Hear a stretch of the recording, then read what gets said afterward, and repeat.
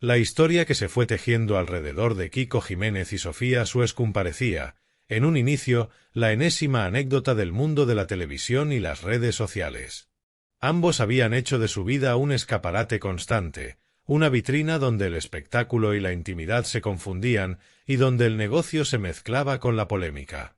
Sin embargo, lo que al principio parecía ser una más de sus estrategias para mantenerse vigentes en la conversación mediática, terminó convirtiéndose en un escándalo de proporciones insospechadas, un terremoto que sacudió no solo a sus seguidores, sino también a figuras de gran peso en el panorama español, entre ellos Bertín Osborne, cuya vida se vio arrastrada de manera indirecta a un abismo mediático. Todo comenzó con un rumor. En los pasillos de los programas de entretenimiento, en las tertulias digitales y en las sobremesas de productoras, se empezó a hablar de un supuesto negocio millonario que la pareja había montado. No se trataba de simples colaboraciones con marcas, ni de campañas de publicidad en Instagram, sino de algo más ambicioso, un entramado que prometía revolucionar la forma en que influencers y celebridades monetizaban su fama. Kiko y Sofía, según decían, habían creado una plataforma que supuestamente ofrecía exclusividad y cercanía con sus seguidores. Fotos, vídeos, charlas privadas, experiencias en primera persona, todo un catálogo de productos virtuales que se ofrecían a cambio de suscripciones y compras directas. En apariencia, nada de esto parecía ilegal. Al fin y al cabo, la industria del contenido digital se había acostumbrado a convivir con este tipo de iniciativas. Sin embargo, lo que pocos sabían era que detrás de esa fachada existía un modelo de negocio plagado de irregularidades. Promesas incumplidas, servicios que nunca se entregaban, suscripciones imposibles de cancelar y, lo más grave, una red de cuentas falsas que se utilizaban para inflar cifras y atraer más inversores al proyecto. Se trataba de un fraude cuidadosamente diseñado, en el que la pareja había invertido no solo su nombre, sino su credibilidad pública. La primera en destapar las irregularidades fue una joven seguidora que, cansada de pagar sin recibir el contenido prometido, decidió denunciar públicamente en redes sociales. Su mensaje, que inicialmente pasó desapercibido, empezó a ganar eco cuando otros usuarios comenzaron a compartir experiencias similares. Pronto se creó una ola de testimonios, una marea de quejas que salpicó de lleno a Sofía y Kiko. Al principio, la pareja reaccionó con desprecio, acusando a sus detractores de ser haters organizados por rivales televisivos. Pero la bola de nieve ya estaba en marcha, y cada día que pasaba crecía más. El tema llegó a los programas de la tarde, donde los colaboradores se alimentaban de los nuevos testimonios que iban apareciendo. Se revelaron capturas de pantalla, correos electrónicos, recibos bancarios. Todo apuntaba a que el negocio no solo estaba basado en promesas vacías, sino que además escondía una trama para blanquear dinero a través de sociedades pantalla. La palabra fraude empezó a resonar en titulares, y los expertos en derecho digital fueron invitados a plató para explicar las posibles consecuencias legales. En medio de este vendaval surgió un nombre que nadie esperaba: Bertín Osborne. El cantante y presentador, figura querida por muchos, había aparecido vinculado al asunto a través de un contrato de colaboración que firmó meses antes. Según se filtró, Osborne había invertido una suma considerable en el proyecto de Kiko y Sofía, convencido por la promesa de que se trataba de una revolución en el mercado del entretenimiento online. Para Bertín, que en ese momento buscaba nuevas formas de diversificar sus ingresos, la propuesta resultó atractiva. Nadie imaginaba que terminaría siendo una de las víctimas colaterales del escándalo. El vínculo de Bertín con la pareja fue utilizado en un inicio como un sello de garantía. Ver su nombre en la lista de colaboradores daba confianza a los potenciales inversores y suscriptores que se lanzaban a participar en el proyecto sin sospechar nada. Sin embargo, cuando la verdad salió a la luz, Osborne quedó retratado como un ingenuo que había prestado su credibilidad a un fraude. Sus detractores no tardaron en cebarse con él, acusándolo de imprudente, de no saber elegir a sus socios y de dejarse manipular por personajes cuya reputación pública ya estaba marcada por la polémica. La prensa empezó a hablar de un Bertín hundido. Los titulares lo mostraban cabizbajo, decepcionado, incluso avergonzado. Su entorno más cercano reveló que el cantante se encontraba abatido, pues no solo había perdido dinero, sino que también veía cómo su nombre se arrastraba en programas de corazón que nunca antes habían tenido tanto poder para herirle. Para alguien que había construido durante décadas una imagen de señorío, de hombre tradicional y respetado, aparecer vinculado a una trama de fraude resultaba demoledor. Mientras tanto, Kiko y Sofía seguían intentando defenderse. Conectaban en directo a través de redes sociales, grababan vídeos justificando cada paso, incluso intentaban victimizarse alegando que todo formaba parte de una campaña en su contra. Pero cada vez que hablaban, la indignación crecía.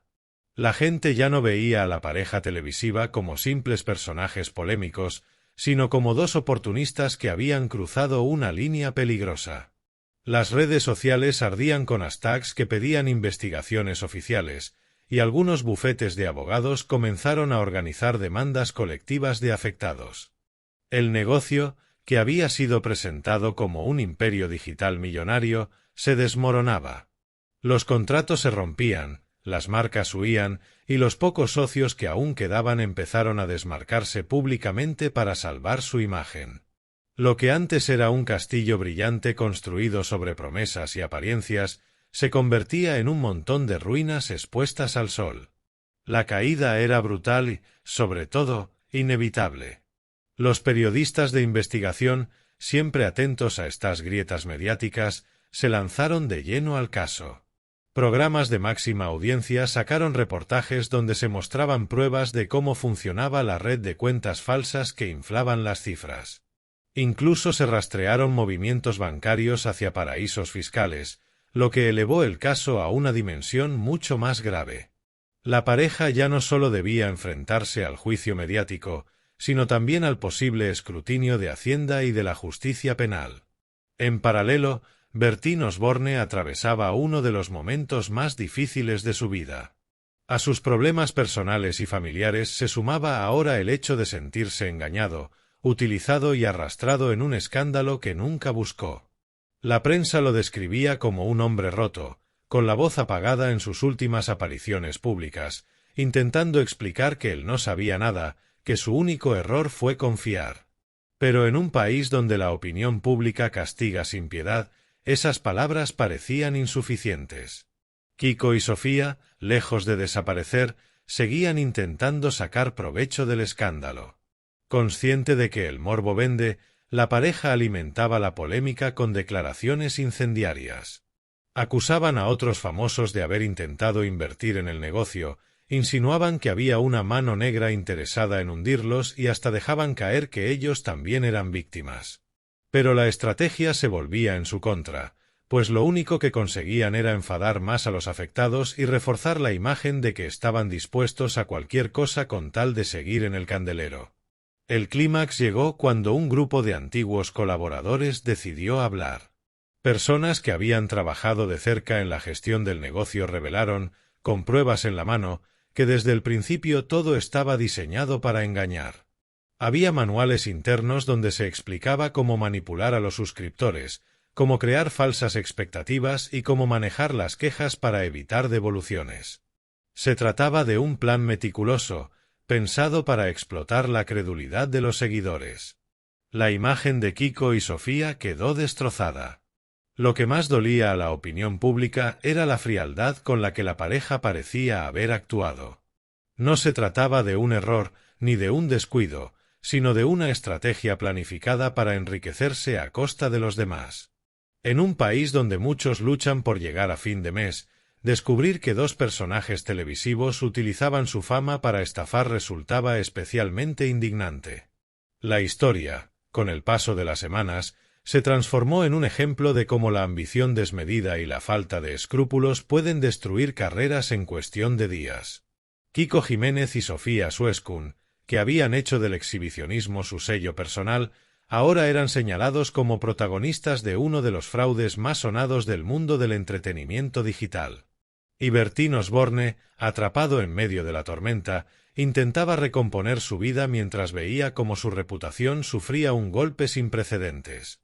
Las consecuencias aún estaban por escribirse, pero lo cierto es que aquel fraude destrozó no solo un negocio millonario, sino también la confianza de miles de personas que, durante años, habían seguido con devoción a sus ídolos.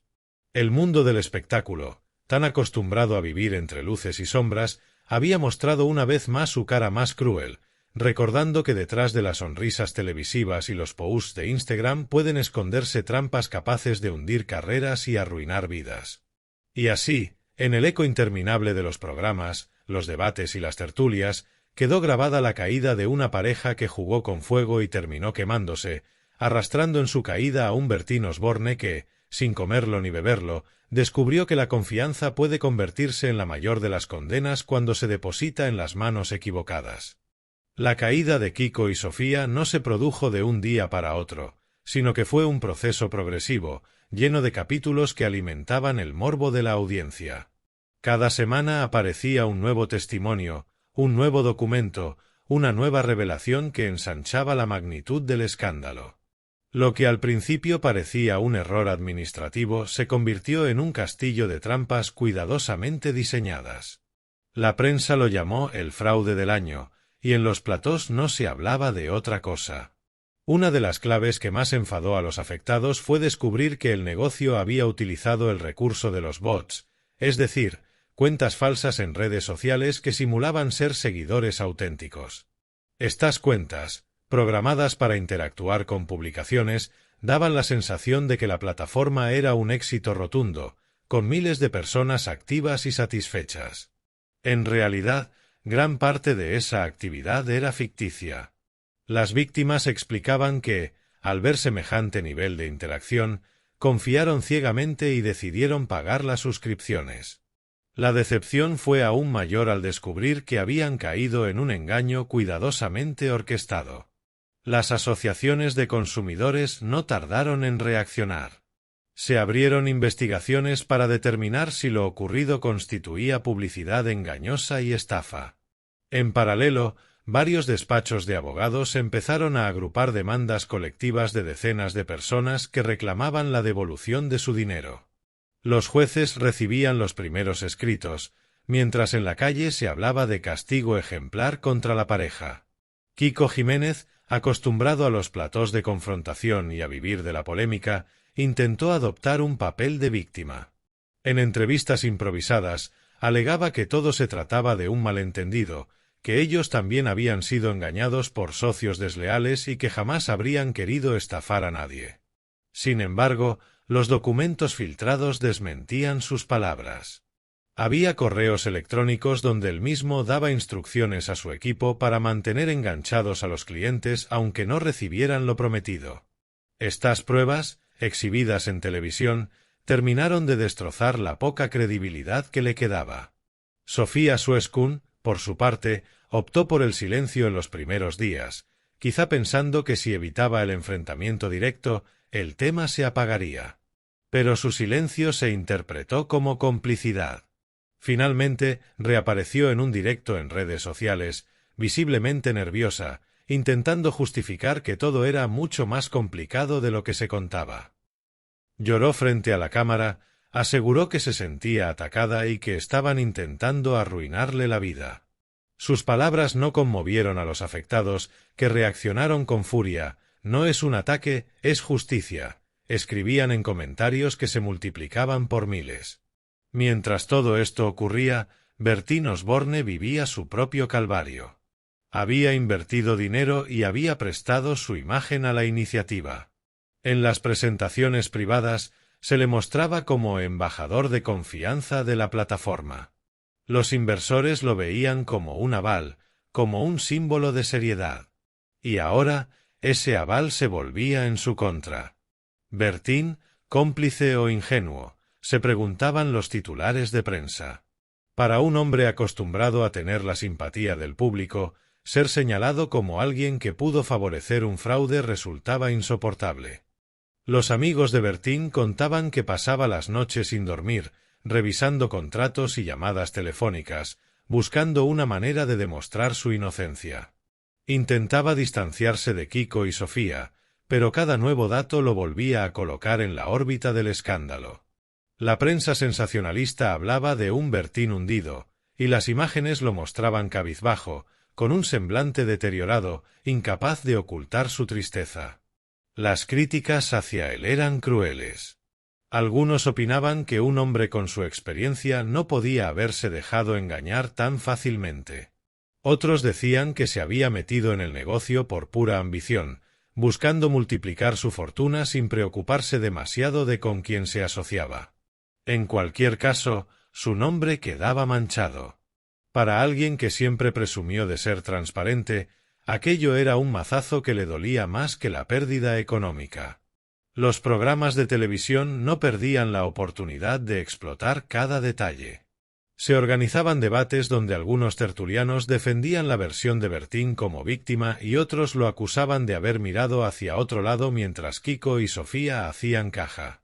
En uno de esos programas, un colaborador afirmó tener pruebas de que Bertín había sido advertido de posibles irregularidades antes de firmar el contrato, pero decidió seguir adelante.